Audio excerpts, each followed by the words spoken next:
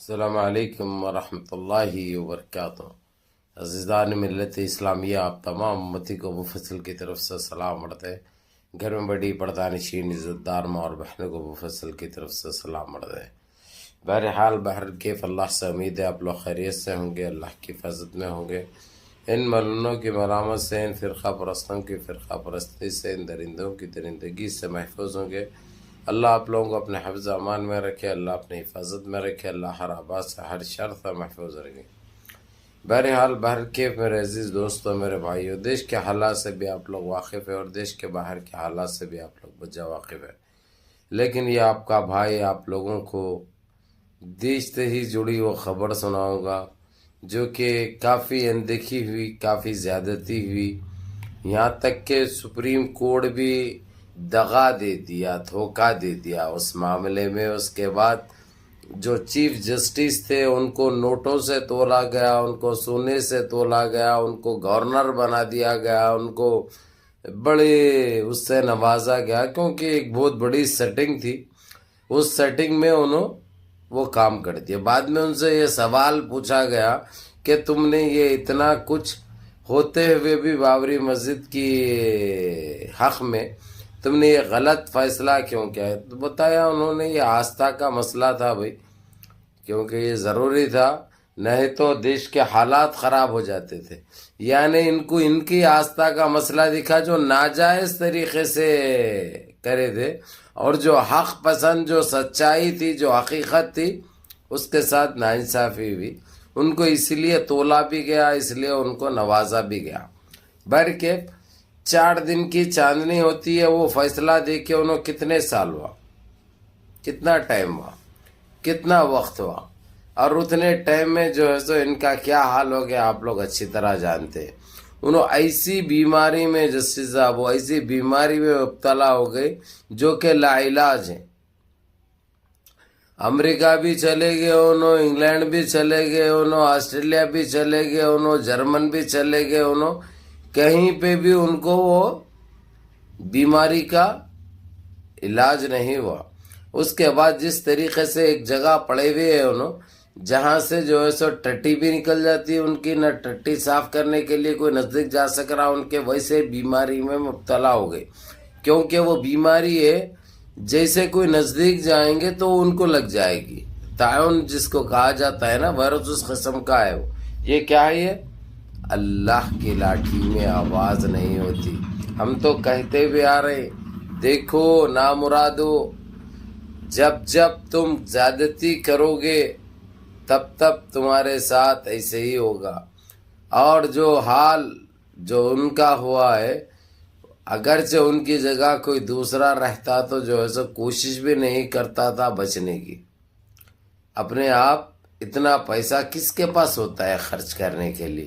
اب ان کے پاس حرام کا مال جمع ہوا تھا، حرام کا مال تھا، اس لیے انہوں نے یہ خرچہ کر دیے حرام کا مال۔ اب سب کے پاس تو حرام کا مال آنا ضروری نہیں ہے۔ تو بتا رہا ہوں میں آپ لوگوں کو، سمجھانے کا یہی مقصد ہے۔ کتنا وقت لگا، کتنا ٹائم لگا۔ اور آپ لوگوں کو یہ بھی بتا دوں میں، میرے عزیز دوستوں، میرے بھائیوں، ابھی جو بابری مسجد کی جو زمین تھی جہاں سے شہید کیا گیا بابری مسجد کو، اس کے بعد انہوں کوشش تو بہت کرے تھے کہ پایا ادھر سے ڈالے، دیوار وہاں سے اٹھائے، لیکن انہوں سارے چیزیں کرتے ہوئے بھی ناکام ہوئے۔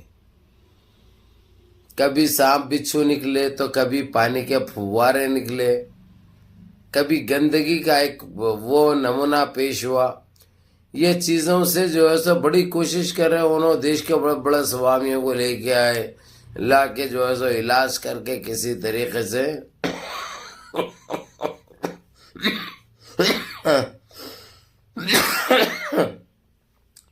معافی چاہتا ہوں بھائی، میں ہنسی آ گئی میرے کو ویسی، کیونکہ وہ سندھ اگرچہ میں یاد کرتا ہوں تو ویسے ہنسی آ جاتی ہے میرے کو، لیکن میں صبر کر رہا تھا کہ یہ ایک نہ ایک دن جو یہ ناجیز اور ناجائز جو فیصلہ دیا اس کو اللہ کی مارے سے ہی پڑے گی، جس طریقے سے اس کو پڑھی ہے۔ تو اپن کہاں پہ تھے میرے عزیز دوستوں، میرے بھائیوں؟ جہاں سے یہ سب نکلا، پانی کے فوارے نکلے، تو کبھی سانپ بچھو نکلے، تو کبھی کچھ نکلا.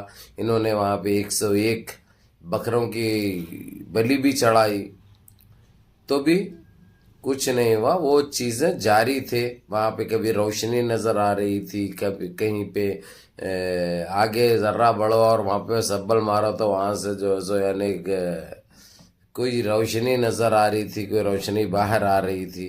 ڈر کے جو ہے سو یہ لوگ وہ چھوڑ دے کے اسی کے تھوڑا سا آگے میں اپنا جو مسجد جہاں پہ بنی ہوئی تھی، مسجد کا وہ ایریا چھوڑ کے باؤنڈری کا ایریا تو لے لیے یہ لوگ، وہیں سے مسجد کے وہ ایریا کی زمین کو چھوڑ کر آگے سے کارروائی کر کے بنا بھی لیے. جو بنانے کا ان کا مقصد تھا، جو چیز کے لیے انہوں اتابلے ہوئے تھے، جو ان کی ضد تھی، وہ ضد تو پوری ہوئی. لیکن میں آپ لوگوں کو بتانے کا یہی مقصد ہے کہ انہوں اپنی کون سی بھی چیز میں سرخرو نہیں ہوئے، کامیاب نہیں ہوئے. ہر چیز میں انہوں منہ کی کھائے، انہوں ضلالت اٹھائے، ان کا بہت نقصان ہوا، لیکن انہوں پھر بھی یہ چیزوں سے سبق حاصل نہیں کرے کہ کسی کے اوپر زبردستی کرنے سے کچھ نہیں ہوتا. اب وہاں پہ پھر پرانی جگہ پہ مسجد بنانے کی سوچے، لیکن یہ خریب ہو جاتا ہے، تو وہاں پہ وہ جگہ کو ویسے ہی چھوڑ کے، جو ان کی طرف سے 5 ایکڑ ملی تھی، پھر اس کے بعد کی لوگوں نے آزو بازو کے خرید کے 13 ایکڑ کر دیے. وہاں پہ کتنی خوبصورت مسجد تعمیر ہو چکی ہے، جو کہ ہو سکتا ہے یہ رمضان میں شروع بھی ہو جائے گی، انشاءاللہ افتتاح بھی ہو جائے گا. اور وہاں پہ تو خیر نمازیں تو چل رہے ہیں، کیونکہ زمین پہ پڑھی جاتی ہے نماز. 5 ٹائم ہمارے پاک زمین کو، ہمارے دیش کی زمین کو چوما جاتا ہے، تو ہم سے بڑے دیش پریمی اور کون ہو سکتے ہیں. لیکن ان کو اس چیز سے کیا لینا دینا ہے؟ انہوں ہے آتنک پھیلانا، گندگی برپا کرنا، کسی طریقے سے مسلمانوں کو اذیت دینا، اسلام کو بدنام کرنا. ان کا یہ مقصد، اور یہ اس میں انہوں ناکامی ہوتے ہیں. تو اتنی زبردست ماشاءاللہ اتنی پیاری مسجد بنی ہے، جو کہ آپ لوگ اب دیکھیں گے رمضان میں تو آپ لوگوں کو خود تعجب ہوگا. یہ کیا ہے؟ اللہ کی طرف سے. وہ ٹھیک ہے، مسجد کی جگہ پہ تو مسجد نہیں بنی، مسجد سے ہٹ کے مسجد بنی، لیکن مسجد کی جگہ ابھی بھی آباد ہے.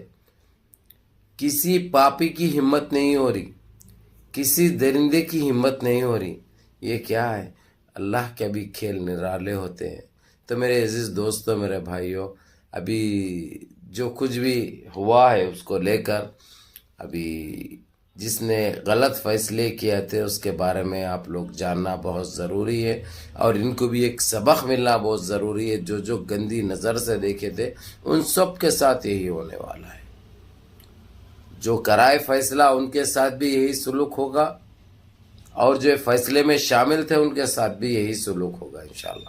بہرحال کے میرے عزیز دوستوں، میرے بھائیوں، منظم رہیے، متحد رہیے، اپنی صفوں میں اتحاد برقرار رکھیے، نمازوں کی پابندی کریے، ماں باپ کی خدمت کریے، بڑوں کے کام پہ عمل کریے، اور اپنے اس بھائی کو بھی دعاؤں میں یاد رکھیے. السلام علیکم ورحمۃ اللہ وبرکاتہ.